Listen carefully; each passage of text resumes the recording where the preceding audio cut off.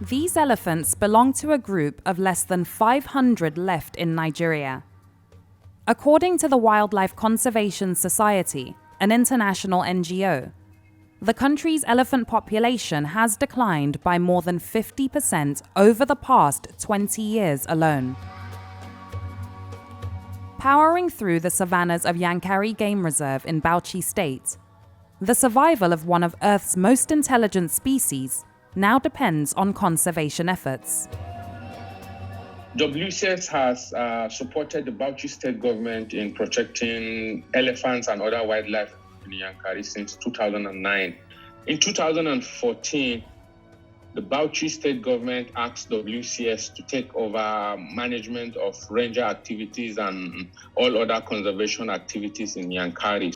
Before then, an average of 20 elephants were killed annually by poachers. Most of that goes unreported or the carcasses were burnt. And that really affected the Yankari elephant population. And since 2014 till date, we have recorded only 4 cases of elephant poaching.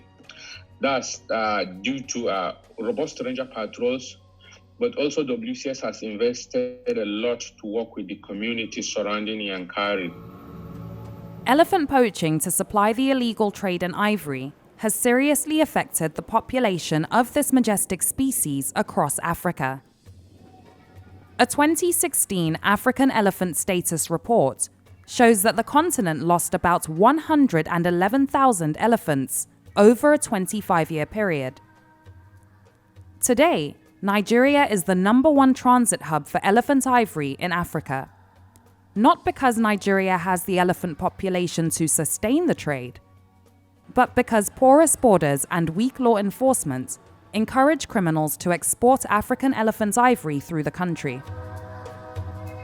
Thanks to conservation efforts, elephant poaching in Nigeria is far less common than it was just a few years ago. Our estimates are about 100 elephants still remain in Yankari. And from our records, we have lost only about 10 elephants, including natural deaths, since WCS took over. Over 1,000 kilometers southwest of Yankari Game Reserve lies the Omo Forest in Ogun State, an ecosystem that is home to a herd of about 70 forest elephants. That's according to the Nigeria Conservation Foundation, who work alongside the state government and other conservation NGOs to ensure their survival. It is extremely important to protect the elephants in Omo because that is the stronghold of elephant we have in southwest Nigeria in terms of forest elephants. It is part of our cultural heritage, If we lose it forever. Unfortunately, the Omo forest isn't safe for elephants, mainly due to widespread habitat loss. According to satellite data from the University of Maryland, between 2001 and 2018, the Omo forest lost more than 7% of its tree cover. So logging is a key issue. Conservation and farming have unfortunately also been struggling to coexist across Nigeria. In the Omo forest, agricultural expansion is leading to a rise in human-elephant conflict. The farms are situated at the core of the elephant habitat. So the issue of elephant conflict in terms of damaging of agricultural crops is regular.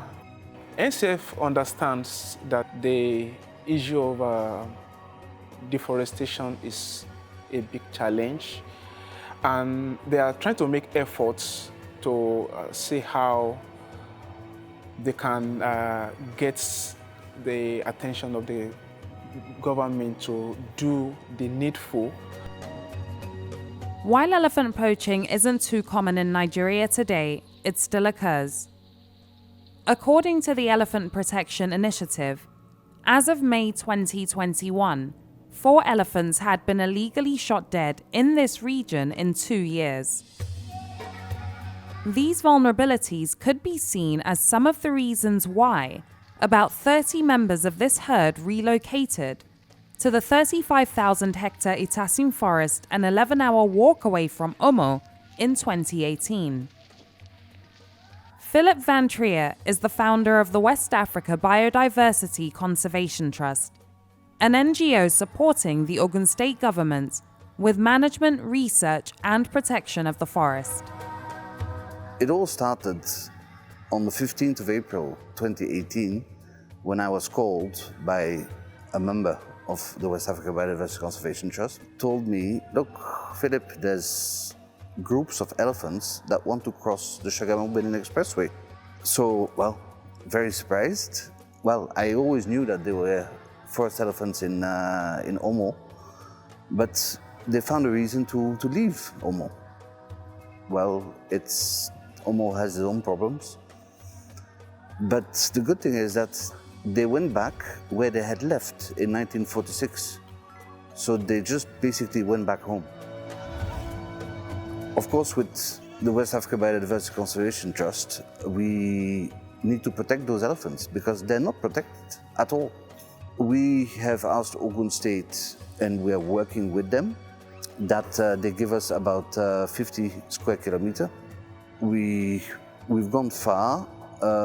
They've agreed that it will become a wildlife sanctuary, but it needs to be done fast. In 2021, the International Union for Conservation of Nature announced that the African forest elephant is now critically endangered, and the savanna elephant is endangered. Unless something is done to tackle poaching and habitat loss, both species may become extinct.